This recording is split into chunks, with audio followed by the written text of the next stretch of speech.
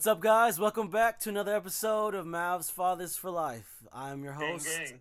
Steve Yalist, aka the Filipino Flamethrower, with my co-host here, the man with the hottest takes and the coldest name, Dylan Blizzard. What up, man? Going on? What up, brother? I was throwing up gang signs. Oops. Yeah. Great start. So we're starting off another one.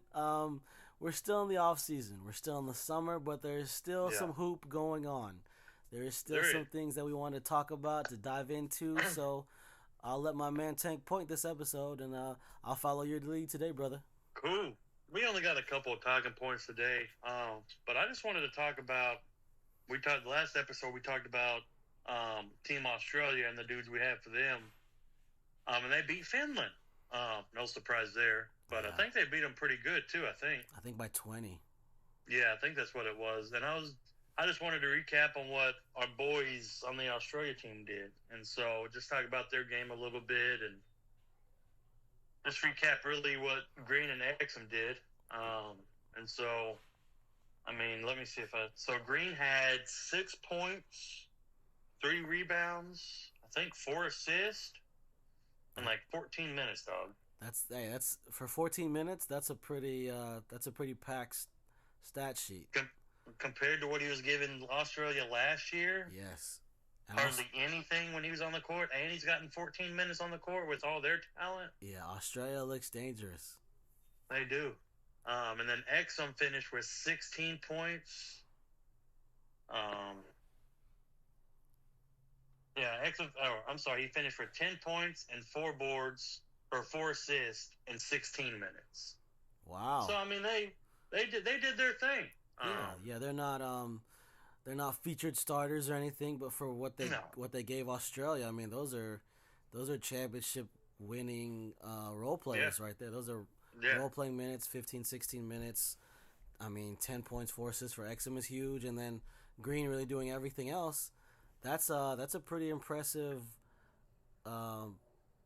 stat line for both those guys for the time they were given. I mean, Exum's only getting 2 more minutes than Green, but in those, I'm not even going to do the math. I'm not even going to do that math total. But whatever the minutes are, 30 total, minutes total. 30 minutes total. They gave them some good bench points. And I'm not saying that's what helped to their 20-point lead or 20-point win, but Yeah. 10 points and 14 points is pretty big points in a game, especially coming off the bench. Yep. And so, I don't know if you want to tack onto that and I watched a little bit of the game, like highlights. I'm not waking up at 2:00 in the morning, dog, to watch basketball. No way. And I'm invested because maybe on a Saturday, not on a weekday. No way. And I'm invested too because a lot of their games are in Asia, and most of them are in the Philippines. And Team Philippines is 0-2 so far, but I'm not waking up early for these games, bro. But yeah, I mean, to tag along a couple talking points for those things, I think what you're going to see from them with Team Australia is going to be similar to what you're going to see with them for the Mavs. They're not going to be packing on heavy minutes. Green might end up being the starter. We do project him to be the starter, but 20, 25 minutes for him, I could see that. 15, 20 for him. Exum, maybe even a little less than that, but for them to get production from where they are representing their country and coming off of a big W, I think those are both encouraging things. It would be a lot less encouraging if they got like 5 to 10 minutes and a couple of points, a couple of assists, but to see them produce with the time given and to, really kind of give them a lift where they need it, because they got Patty Mills, they got Josh Giddey, they got freaking, what's the left-handed dude's name who's a pain in our butts with the Jazz before, but now he plays for Deladova? No. Dellavedova was, but it's like Joe Ingles. They got Joe Ingles. Joe Ingles. So they're already looking like a top 3 team in the world. Yeah. Them, Spain, and USA, and then Canada's coming up. So it's more encouraging than not. They didn't give us like super impressive or flashy things, but they showed that if you give them a role, they'll produce, and that's exactly what they're going to do for the Mavs. I'm thinking at least this season, especially with Luka and Kyrie leading the way, a couple of our new additions kind of being acclimated to the team it is encouraging to see them still hoop in the off season, representing their country.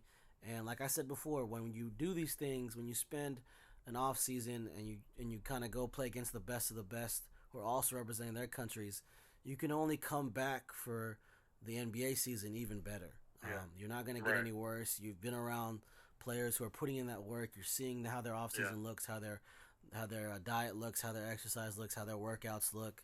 So I'm encouraged, and hopefully they can continue to produce and make it deep in the tournament. So hopefully we can see a Team Australia, Team Slovenia matchup.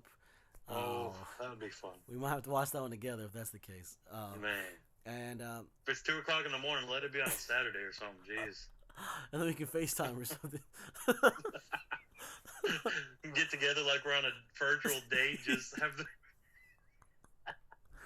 Oh my gosh. I mean, I'm down, dog. I'll get the popcorn and sodas. You know what I'm saying? I'm saying birthday suit ready. Hey. You know how like on the TV shows or movies they always project like the people on the news have nothing on underneath the desk. That's just how it's gonna be, man. On their way stuff down. Just up. Oh man. But no, along your point, I'm gonna add to that. It's like you said, it's good to see, especially Exum. If Exum can give us those points off the bench with what we already have coming off the bench, I just think that's gonna make our depth even more scary. Because those aren't bad bench numbers. Like you give me 10 points off the bench, that's almost 6 man of the year type stuff, if you ask me. Yeah. Obviously a little more points for 6 man of the year, but I'm excited. It also shows us that we have depth coming into this season. And so I'm excited. And okay, next topic. I don't know how we feel about this one, but I think we talked about it a little bit before at Pickleball or something. But we waived McGee and we signed Markieff Morris. Mm-hmm. I'll get your thoughts first, and then I'll come. But how do you feel about that? I know McGee didn't. I was more mad at the Mavericks last year because we had a very valuable center veteran that could have started easily, and we could have won half those games. I'm just saying. We probably could have won in the play-in tournament. And been in the. But we didn't. We started. Pow. But I was bummed that he got garbage minutes, and I don't think that's what we brought him to do, but I don't think Kidd ever went to him, and I was bummed about that. I would have liked to seen him start at least a couple of games and see what he can do. And then Morris, I liked him when we brought him in. I mean, he's a good defensive presence, and he can shoot. He's a streaky shooter when he gets going. But I think I would rather have had McGee, just another one of those veteran presence on the bench, talking to Lively, and I mean he's got Holmes there too now. But just another veteran that's been in the championship games, that's been in the major playoff runs with Golden State and not Golden State. Was it Golden State? I'm tripping. He played for Golden State and he played for the Suns last season. Yeah. And so just those playoff runs that he's had, man, that's another big veteran presence that I hate we got rid of. But, I mean, I don't think Markieff is going to do much for us this year. He might be one of those ones that comes in with Exum or something. Mm-hmm. Or one of those veterans that come in with, like, Max or Hardy every now and then. So that's my thoughts, man. I wish we had McGee. I think he would have been a great fourth option for us. Yeah. Especially, say, if Powell goes down or something, and then we have to put in Lively, where then you got 2 more veterans that are pretty decent. McGee's not a bad center. I don't know why we never played him one bit starting. Yeah, I don't know. He's a dirty. He get boards. He'll do anything dirty in that paint for you. Yeah. He's not a very good scorer, but he'll get your rebounds that we struggled with so much last year. Was we couldn't get rebounds to save our life. And so I would have liked to had McGee, but I think Morris can be a good fourth fourth player coming off the bench. So I saw that a couple weeks ago, or I think it was last week, and I was like, ooh, that would be a good one. I mean, I like McGee. I liked him. I mean, he did work on us against when we played Phoenix. Yeah. He was one of the centers that gave us troubles. I mean, it wasn't Aiden or what's their other center?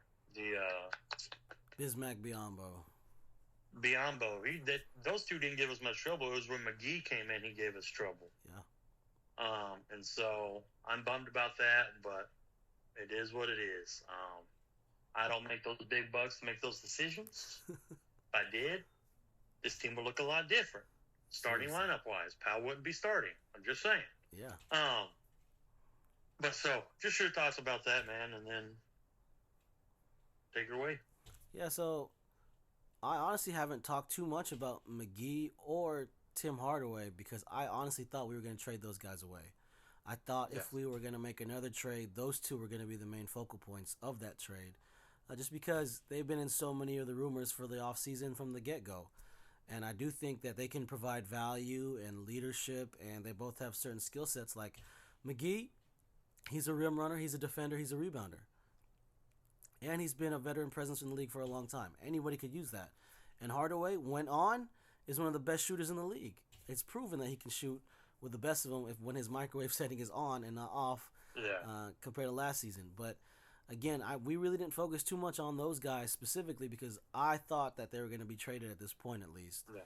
So it sucks to see him go. It sucks to see him go in this way, especially just waiving him for nothing. I think we could have got something back for him. Yeah, a pick or something. Yeah, but we definitely need to clear up some space. And as far as Morris goes, he does provide toughness. It's not his brother. Honestly, is a better scorer. He's like Luka's mortal enemy for some reason. But they both provide toughness in a team that's young, and that they all kind of need that person, that dog in the locker room or on the bench to kind of have their backs. I do think that provides value. He is a scorer. He can shoot, and he can defend. So he does provide some value to us. I don't see him having a major role similar to what he when we brought him over last season. He didn't really have too much of an impact on us. But as far as Morris goes, man, I think that's pretty much it. Like he just gives us a toughness and grittiness that we need. And it sucks to see McGee go. I was hoping for bigger things from him. But at the same time, we're moving in a different direction. We're moving into a younger kind of roster. And hopefully with Lively and Omax and Josh Hardy, we can kind of take a big step forward this season and kind of prove to Luka and Kyrie that we're a serious team and we wanna see success in Dallas. So I think as far as that topic goes, I think we covered most of it. Yeah. Boy, bring me that Hot Wheel track, son. I need another one over here. But that's about it, man. I mean, it's hard to find topics right now in the off season. Especially when there's not much big news, you kind of just have to search and dig for it. Yeah. And even then, it's a tough thing to find. And if y'all have any tips on how to find it better, let us know. But I mainly go to NBA.com, Dallas Mavericks. Yeah. That's basically where I got my news. And so that's it, man. It wasn't very long. I just had those. I wanted to get to Australia because we had talked about them in the last podcast a little bit. And so that's it, man. Do you have anything else you want to add or add on to what we've already talked about? Or I think finishing off, I think we should kind of talk about Team Slovenia and how Luka is kind of still providing Luka magic even against like other teams in the world. I think they recently won their game against who they played just now. They played Austria? No. Let me see. Venezuela. They played Venezuela yesterday, and then in the qualifiers, no, that's a long time ago. They showed me that. But they played Venezuela yesterday, and they won by 15. And Luka had some pretty impressive stats, and some pretty impressive highlights. I think he made these two dudes flip over each other, just hitting the and one. It was dog. I laughed my butt off when I saw that. Oh my gosh! And they still didn't call a foul. Like, how are they still not giving Luke? Let's talk about that. Let's talk about this one topic that is pretty much, if you're a Mavs fan, it's frustrating, but it's also puzzling that Luka doesn't get superstar calls even though he's a superstar in this league. Because what happens is when he doesn't get these calls like he deserves to, what is his main complaint that all Mavs fans have is argue. Why are you still arguing the call? Argue. Get back down court, play defense. Why are you still arguing with these refs?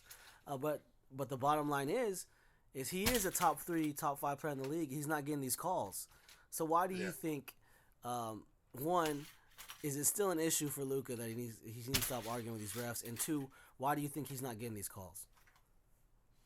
I think 1 and 2 go together, man. He just needs. I mean, I get you're not getting the calls that you want, and obviously there are obvious fouls too on the ones he's not getting.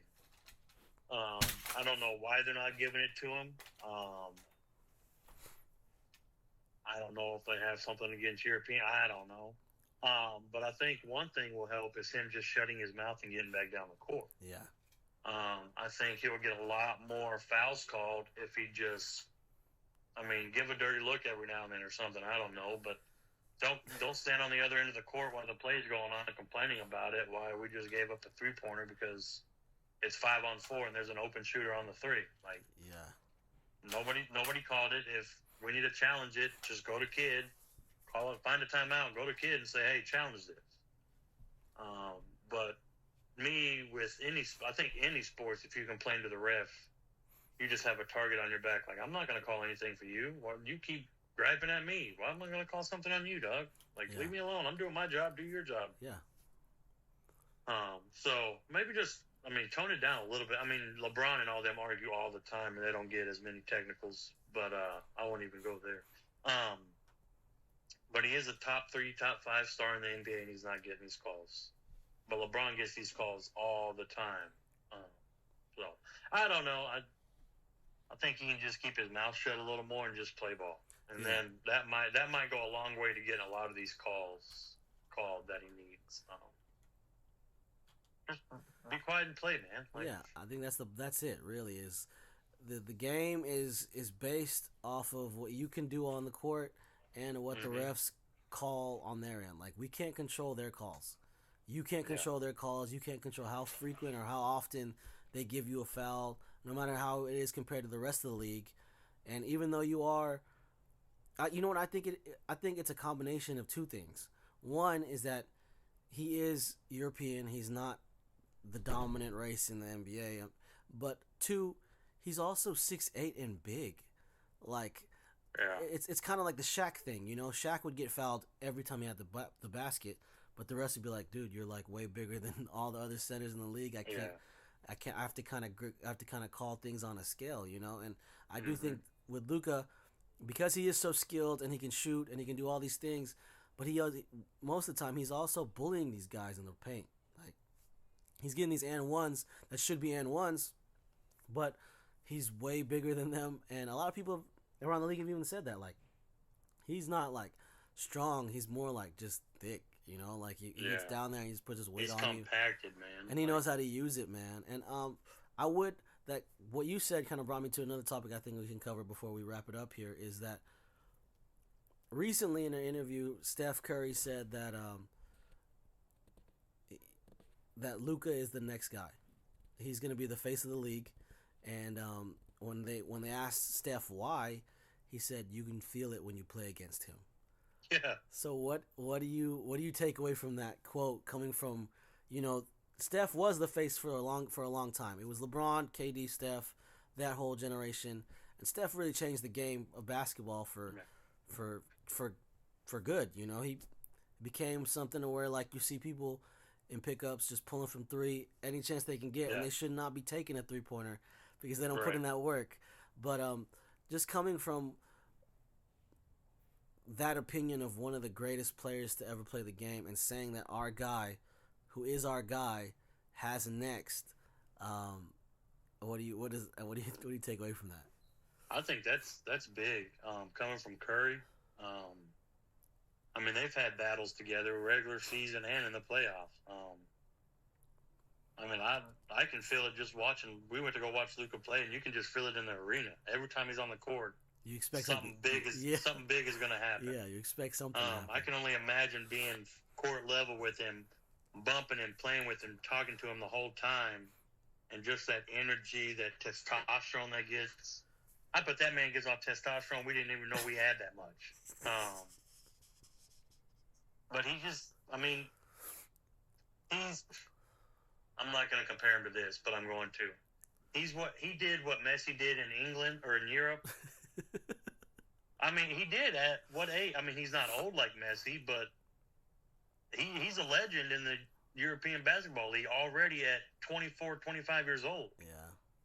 I mean, if you go back and look at all his accolades, championships, and all that at his age, at 16, 18, 19, 20, I mean, he's just been in that state. He's been in that spotlight the whole. Take me back. I'm not comparing him to Messi, but I think for his age, he's doing Messi like things. Yes. with the championships, with the MVPs, and all the different awards they give out in the Euro League. I think he's a younger version of Messi, but for basketball. No, that's just me. I said it. No, I get what you're saying. You're not saying he is Messi, but you're saying he's doing Messi type stuff. Just coming from the Euro Leagues, winning a title, being MVP, and then coming to NBA and still dominating. No, that makes sense. No, that's a good point. That's like Messi's come to MLS now, and that man's on vacation right now in the MLS. He's just scoring goals at will, passing crazy passes, dude, bro. I'm like, oh my God, you couldn't hit these in the European League. Now you're just dinking and dunking everywhere, dog. Well, Luka's even said it. Luka himself has even said it's easier to score and play the game offensively in the NBA compared to the Euro Leagues because everything is more condensed. The rules make it more technical. Yeah, they make it more fair. When this is more open, you get more space to do your thing, to dominate. It's good for us. I mean, like if to me, Steph was my favorite player growing up, and I emulate a lot of my game compared to him because I've spent so much time shooting, and for him to say those words, which is really like, that's pretty much the best thing you can say to someone who's coming up, is that you're gonna be the guy. Like, you're gonna be the Jordan, you're gonna be the LeBron, you're gonna be the Steph, you're gonna be the guy. And for him to say that about our guy, who doesn't look like them, he honestly does not look like them. He's completely from a different country, different skin color. He likes to have beers on the weekends. Yeah, and he likes to enjoy just being a normal dude. And I think Luka. He's not even what, his mid-20s yet. He's still in his early 20s. He's 24. Yeah, like 23, 24. Oh my gosh, this man's gonna be nasty till the end of time. Oh, and he just signed. He's the new face of Jordan for a while now. I love his shoes. I bought the Luka ones. I'm gonna buy the new Luka 2s for pickleball, but they're comfortable. They're affordable. I love them. Hook me up with the ones, dog. I honestly wore them once. You can have them. Heck yeah, let's go. So, I think that's it. We pretty much covered a wide range of things that we didn't expect to, but I think that kind of gives us a fresher take on this episode. Like we're gonna cut it short, and now we're approaching the 25-minute mark, and I think that's pretty good for a podcast that's kind of searching for content and searching for other things to talk about now that we're in the off season. But I mean, the tournament is still going, the World Cup is still going, our guys are still going strong. So I'm looking forward to putting out more of these episodes. We did talk about maybe cutting it to once a week until the season starts. And that way we can kind of give you guys better quality over quantity. And then once the season picks up, we'll be able to take it back to a couple times a week and dive into those things. I do want to get eventually us together to kind of react to some Luka highlights coming up. I do think he's gonna put up a Luka crazy performance here pretty soon. He's kind of been low key. He's still putting up the 20, 30-point triple doubles, but I do think a game is coming where he's gonna break a record. Or he's gonna go for it. He's about to put his stuff all up in Wembanyama's face, dog. Yeah, Team France ain't looking so hot either. They recently took some L's, but yeah, man. I mean, if you want to be the one to close this episode out, go for it. Yeah, man. I think I think we did talk about it, and that's what we're gonna do. We're just gonna take it to one time a week, man. Like I said, it's hard to come by topics right now, just because it would be easier if the World Cup wasn't going on and there was more players not playing for their teams. But everybody's already playing, so there's not much trade news, not much anything, and so I think I don't know what day a week, but we're gonna alternate between Facebook, and then we're gonna alternate between Facebook Live or FaceTime, and then Facebook Live every other episode. Yep. But yeah, we just want to give you our quantity, man. That's it, man. We thank y'all for the support. This is going to be posted here in the next day or two. Mm-hmm. So check it out, man. If you haven't already liked that and if you haven't already hit that like and follow button, please do. I mean, it doesn't give us anything right now, but just knowing that we have a community that we can build on is what will drive us to do this more and better for y'all. So that's it, man. Big time. Yeah, so we love you guys. Stay tuned. This episode will be posted soon, and then we'll catch you guys later. Peace.